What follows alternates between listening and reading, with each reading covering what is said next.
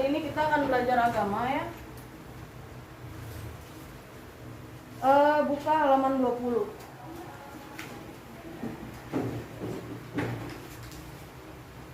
Komunikasi yang hidup dengan Tuhan.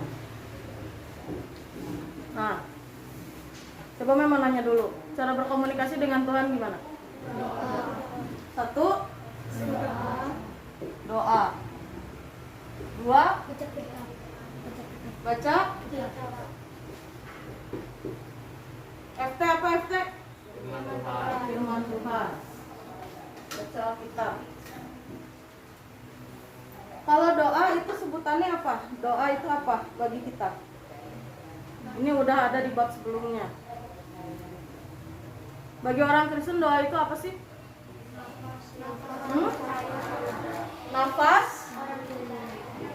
Nafas hidup. Artinya nafas hidup, kalau manusia tidak bernafas, dia akan bagaimana? Mati. Sementara doa adalah nafas hidup orang Kristen. Artinya kalau orang Kristen nggak berdoa, dia akan gimana? Mati. Ada yang mukanya gini, ada yang kayak mau ketawa. Kenapa kayak gitu reaksinya? Memang karena saya membuktikan sendiri, saya nggak pernah berdoa, tapi saya masih hidup sampai sekarang. Ya. Yang dimaksud mati apanya?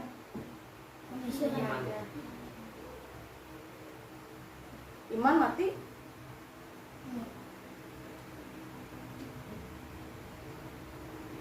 Manusia itu terdiri dari tubuh, jiwa, dan roh. Ini kita. Tubuh, jiwa, dan roh. Tubuh itu maksudnya apa? Nih, daging. Yang tadi kamu bilang manusianya. Jiwa dan roh, hati kita. Nanti kalau kita masuk surga, yang masuk surga yang mana? Tubuh. Ketika kamu bernyanyi memuji Tuhan, yang memuji Tuhan yang mana? Ketika kamu mengeluarkan suara, kamu menari-nari, itu apanya? Tubuh. Ya, tubuh kan? Tapi ketika kamu memuji Tuhan itu dengan bersungguh-sungguh sekali, bukan hanya tubuh yang memuji Tuhan, tapi siapa? Jiwa dan roh juga memuji Tuhan. Pernah gak kamu ke gereja? Belum selesai pertanyaannya. Terlalu semangat. Mau ke gereja, terus memuji Tuhan, tapi hatinya biasa. Lalu suatu hari ke gereja lagi, memuji Tuhan, tapi hati itu enak gitu, damai. Pernah nggak? Ada kalanya datar-datar aja, ada kalanya memuji Tuhannya itu enak gitu. Pernah nggak kayak gitu? Nah, ketika kamu memuji Tuhan dan kamu merasakan datar hati, itu artinya yang memuji Tuhan hanya tubuh, jiwa dan roh nggak ikut.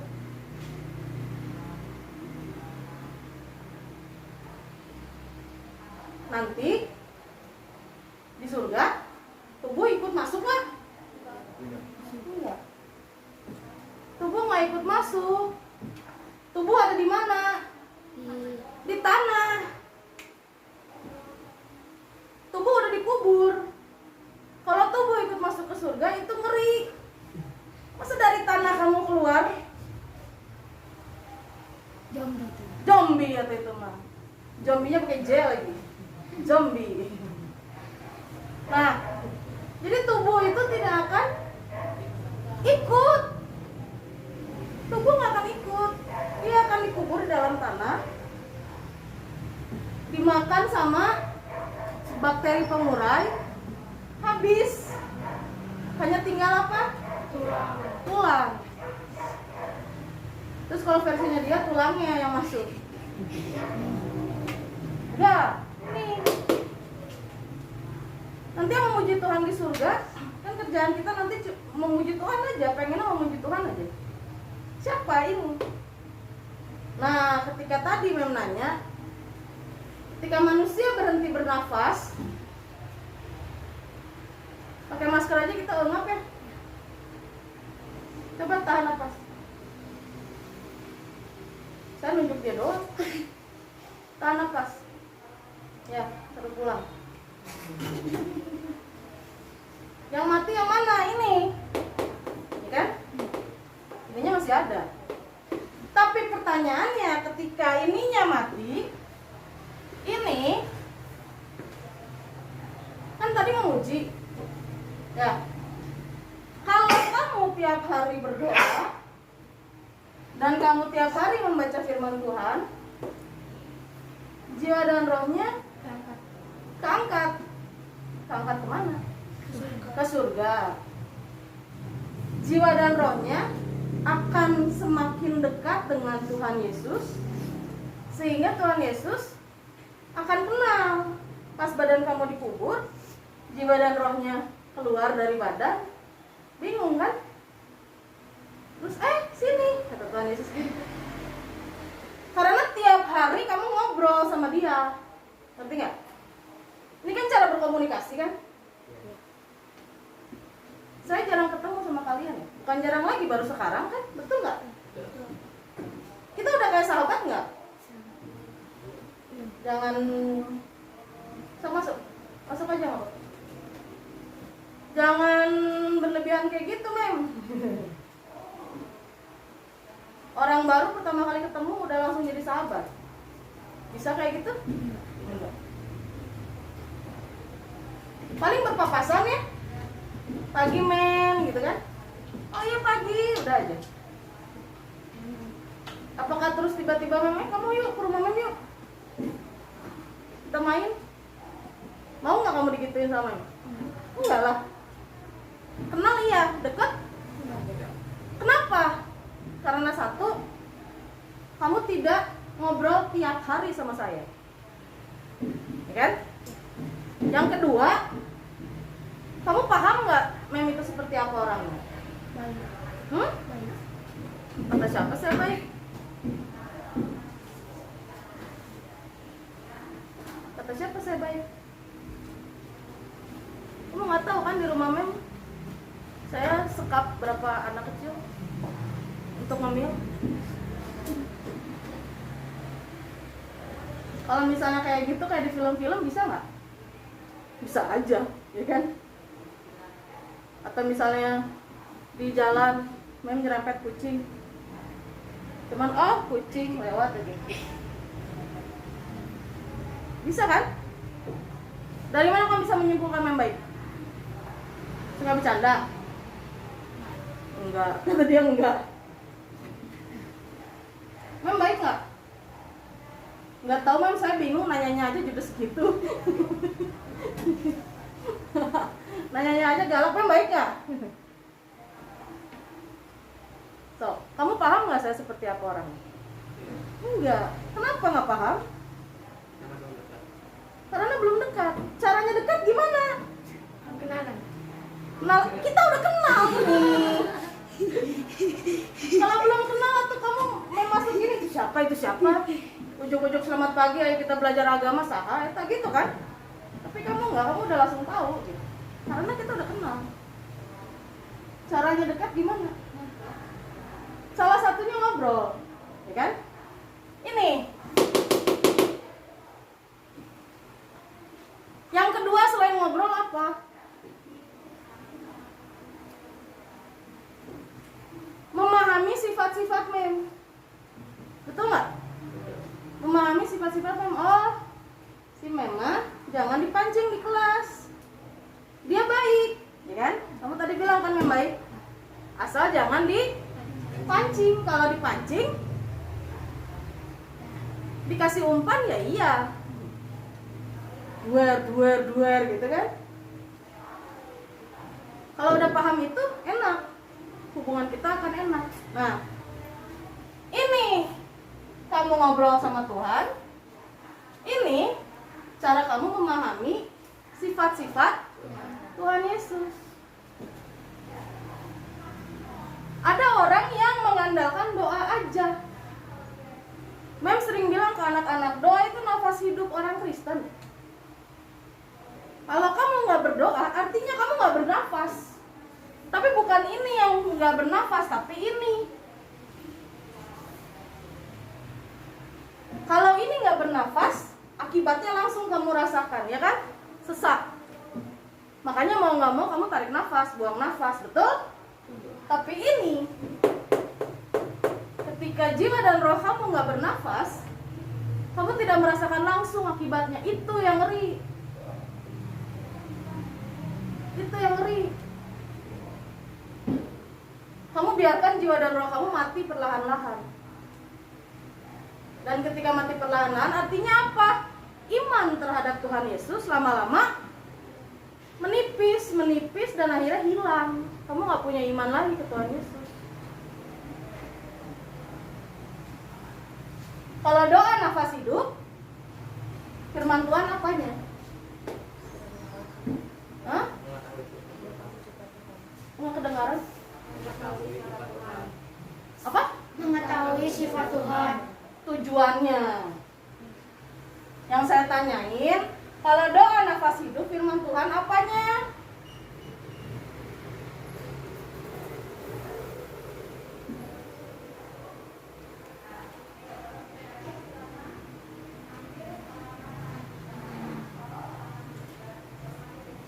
Kalau doa nafas hidup orang percaya, firman Tuhan adalah makanan orang percaya.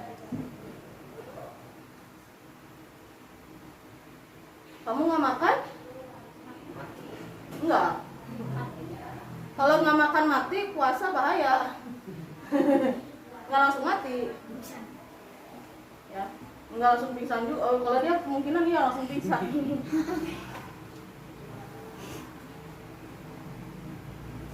Manusia bisa bertahan nggak makan, berbulan-bulan bisa. Tapi akan ada batasnya sampai si badan itu nggak kuat lagi kan? Tapi kamu terus nggak mau masukin makanan ke badan kamu, akhirnya mati.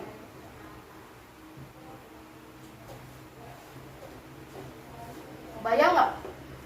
Manusia mana yang bodoh, yang nggak mau nafas, nggak mau makan?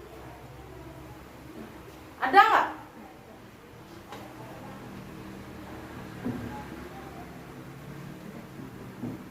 Ada? Coba. Kamu? Nggak mau makan ada nggak? Manusia yang nggak mau makan ada nggak? Hah? Ada. Kalau lagi pundung, langsung mengancam orang tuanya dengan mogok makan. Mogok makan. Tapi kamu tahu, saya nggak akan selamanya mogok makan. Betul nggak? Karena kalau kamu stop makan, apa yang terjadi? Ya. Tapi ada manusia yang menolak makan, ada. Tapi manusia yang menolak nafas ada nggak? Nah sekarang saya tanya, doa nggak kalian tiap hari?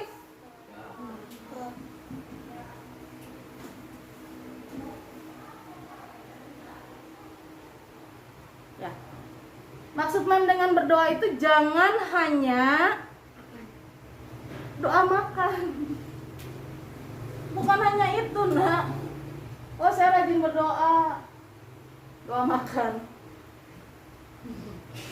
Biar nggak jadi racun. So, kalau kamu berdoanya hanya doa makan aja, itu kayak kamu cuma ngobrol sama mama.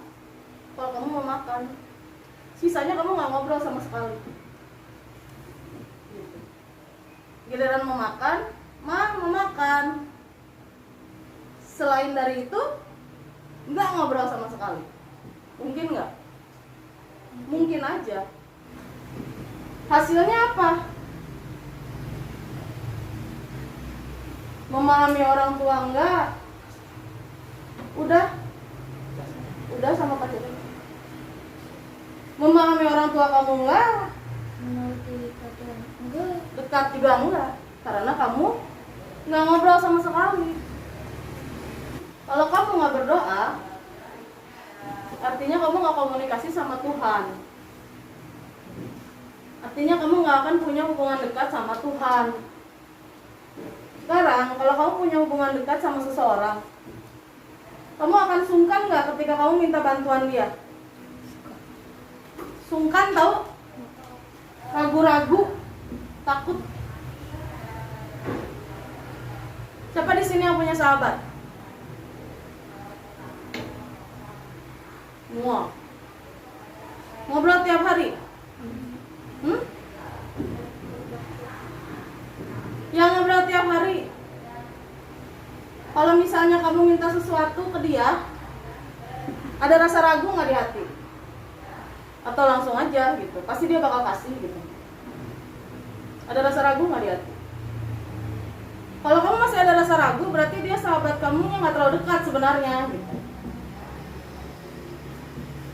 Kalau kamu punya hubungan yang sangat dekat sama seseorang,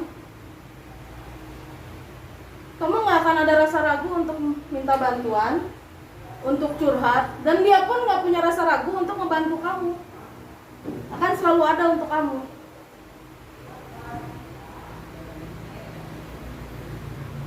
Apalagi kamu paham. Kamu memahami sahabat kamu, dia juga memahami kamu. Udah enak banget kalau kayak gitu. Ketika bertemu, atau nggak usah ketemu lah, lewat WA aja. Dia nanya kabar kamu jawabnya seadanya karena kamu lagi sedih. Karena dia paham tentang kamu, pasti dia langsung tanya, kamu lagi kenapa? Kamu lagi sedih ya? Karena cara ngebales kamu beda. Itu kalau dia udah paham sama kamu. Tapi kalau dia nggak paham kamu, dia cuma deket aja karena sering ngobrol, tapi dia nggak paham kamu. Ketika kamu lagi sedih, dia nggak akan tahu. Dan lebih parahnya, ketika kamu bilang kamu lagi sedih, dia akan ketawa. Alah, baperan gitu aja. Makanya ini satu paket, nak. Kalau kamu pengen punya hubungan dekat sama Tuhan, ini lakukan ini. Doa setiap hari dan baca firman Tuhan. Doa yang bermaksud bukan hanya doa makan ya, ingat. Tapi apa? Saat teduh. Luangkan waktu kalian setiap hari. Dari 24 jam luangkan. Nggak perlu 1 jam. Nggak perlu 30 menit. 10 menit juga udah cukup. Dari 24 jam cukup. Luangkan waktu 10 menit. Untuk apa? Doa dan baca firman Tuhan. Kamu bisa lihat, bisa cari di Google kalau pengen tersusun baca firman Tuhannya ya. Hari ini baca apa, besok baca apa. Ada jadwalnya, cari aja jadwalnya, pilih mana yang kamu suka. Kalau memang nggak gitu, memang asal aja. Doa dulu, habis itu baca kitabnya, biasanya memang diginiin. Karena dia tebal, nggak mungkin tertutup lagi kan, pasti dia kebuka. Begitu dibuka, tutup mata, tunjuk ayat itu yang akan membaca. Dan nggak cuma baca, sudah dibaca 1 ayat aja cukup. Sudah dibaca, direnungkan. Jadikan itu pegangan kamu 1 hari penuh. Besoknya cari lagi 1 ayat, acak. Lama-lama kamu akan merasa apa? Pagi nih bangun lagi keadaan lagi sedih misalnya, lagi galau, lagi butuh jawaban, lagi sakit hati. Kamu berdoa minta bimbingan Tuhan karena mau baca Alkitab. Kamu buka, acak, pilih. Padahal acak kan, kamu nggak lihat pilihnya. Tiba-tiba isinya apa? Nasihat untuk kamu. Persis seperti apa yang kamu rasakan hari itu. Itu artinya apa? Tuhan ngedengar jeritan hati kamu. Sama kayak sahabat kamu, tanpa kamu cerita, dia tahu kamu lagi sedih. Tiba-tiba dia datang, kamu lagi sedih, udah cerita sama saya. Kalau hubungan kamu udah dekat, itu akan seperti itu, enak.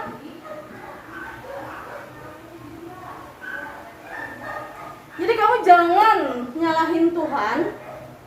Kalau kamu doa juga belang bentong, nggak tiap hari. Apalagi ini,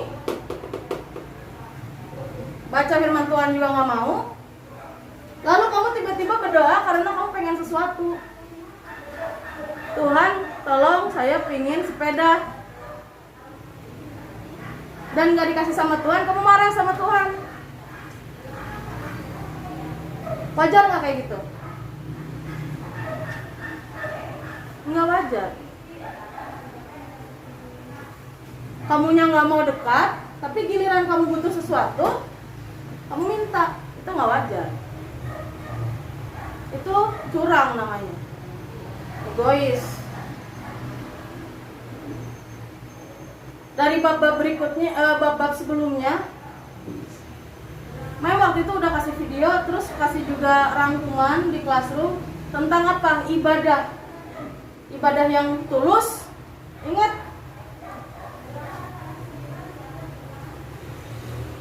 doa tiap hari, baca firman Tuhan setiap hari, beribadahlah dengan hati yang tulus. Itu yang Tuhan mau. Jawaban Tuhan ada terhadap doa ada 3, apa aja? Ya, nanti, tidak. Ya, nanti, tidak. Kalau kamu udah dekat sama Tuhan, ketika dia jawab tidak untuk doa kamu gak akan marah.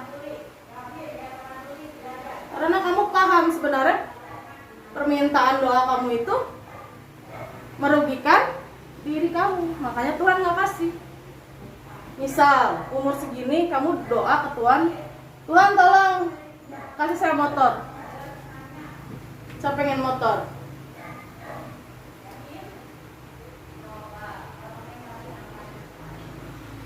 Kata Tuhan enggak. Kalau kamu udah paham, sudah memahami Tuhan, kamu gak akan marah. Karena kamu juga tahu sebenarnya permintaan kamu itu gak masuk akal. Umur segini minta motor. Tapi dikasih kok, men. Ada lagi yang namanya pilihan. Tuhan kasih pilihan ke setiap manusia. Walaupun pilihan itu pilihan yang salah, tapi manusia memilih untuk memilih yang salah, Tuhan akan biarkan. Karena Tuhan kasih pilihan ke manusia. Makanya inilah kenapa kamu harus baca firman Tuhan tiap hari. Biar apa? Biar kamu bisa tahu pilihan mana yang tepat.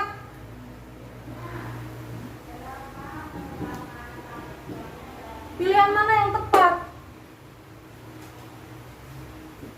Kamu memilih untuk gak bawa LKS dan buku tulis hari ini, dicegah gak sama Tuhan? Enggak.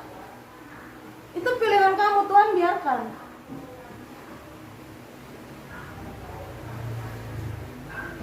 Gitu. Ini ngantuknya luar biasa, nggak tahu ini tidurnya jam berapa dia. Jam 3 atau jam 4. Jam 7 udah disuruh bangun, nggak mandi misalnya. Dia memilih untuk begadang. Dibiarkan sama Tuhan. Buktinya dia ngantuk sekarang. Artinya dibiarin. Tapi kalau kamu doa tiap hari dan baca firman Tuhan tiap hari, ketika kamu mau begadang, hati nurani ngomong, suka dengar nggak? Jangan nih, besok telat gerak. Suka dengar nggak? Suka nggak? Kalau yang enggak ngeri. Itu Roh Kudus yang ngomong. Ada nggak yang ngomong kayak gitu ke kamu tadi malam? Nggak ada. Kenapa bisa ya? Kenapa tidak ada nasihat dari hati dia untuk mencegah jangan begadang, jangan begadang?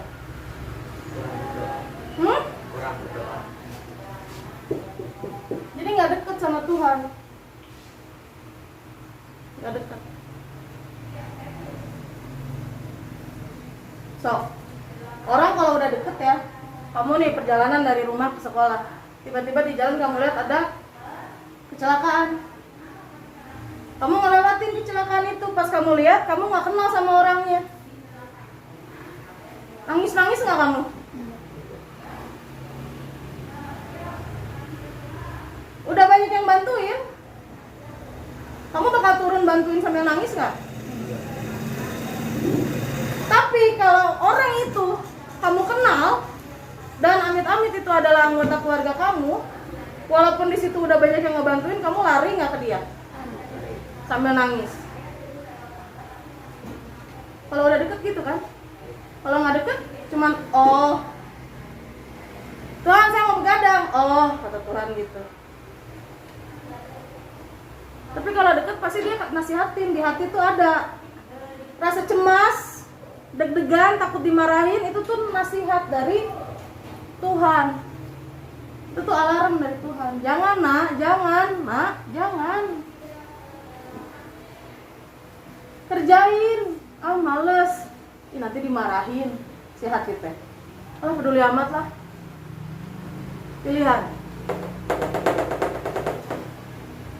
Dan kamu jangan nyalain iblis ya. Saya nggak suka kamu suka nyalain iblis. Salah apa dia? Hah? Mengganggu? Dia nggak mengganggu. Kamunya aja yang pengen diganggu sama dia. Jangan pikir di dalam hati kamu itu ada dua ya. Yang pakai baju putih satu, yang pakai baju hitam satu. Tinggal di telinga kamu kanan kiri. Pada saat kamu males, yang hitam itu yang ngomong. Enggak. Ketika kamu udah terima Tuhan Yesus, enggak akan ada iblis bisa masuk ke hati kamu. Yang bisa dia lakukan apa? Iming-iming. Tahu iming-iming? Ikut mem yuk, pulang ke rumah mem, mau nggak?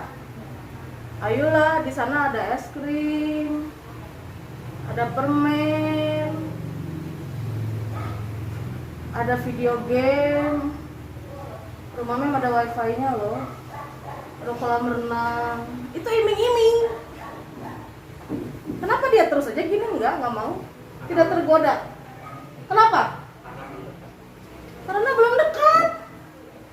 So, kasih saya waktu 1 bulan untuk PDKT sama dia. Nggak diajak juga dia yang minta, mem ke rumah mem lah, ada kolam renang kan, ayolah saya pengen berenang di rumah mem. Bener nggak? Kalau bosan. Ya. Video game di rumah mem nggak cuma sekedar begini loh. Udah yang nggak pakai alat, yang virtual. Nah, udah mulai dia wes. Udah mulai dia tergoda. Iming-iming itu yang dilakukan iblis. Tapi pilihan tetap ada di siapa? Di kamu pilihan itu. Tetap ada di kamu. Tuhan nasihatin jangan, jangan. Setengah denge kamu mah jangan. Ayo main video ke rumah mem. Tuh kan kata Tuhan teh. Tetap pilihan ya. Tapi kalau kamu lakukan ini tiap hari, kamu akan bisa memilih yang benar sesuai dengan keinginan Tuhan. Paham? Nah, tugas untuk minggu depan. Yakobus, tulis.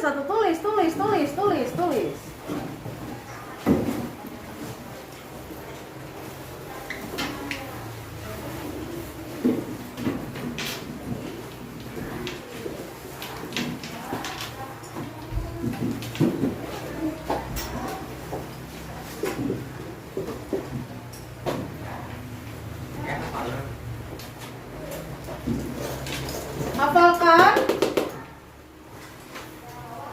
Yakobus 5 ayat 16, hafalkan. Minggu depan mem tanya lisan. Tahu lisan?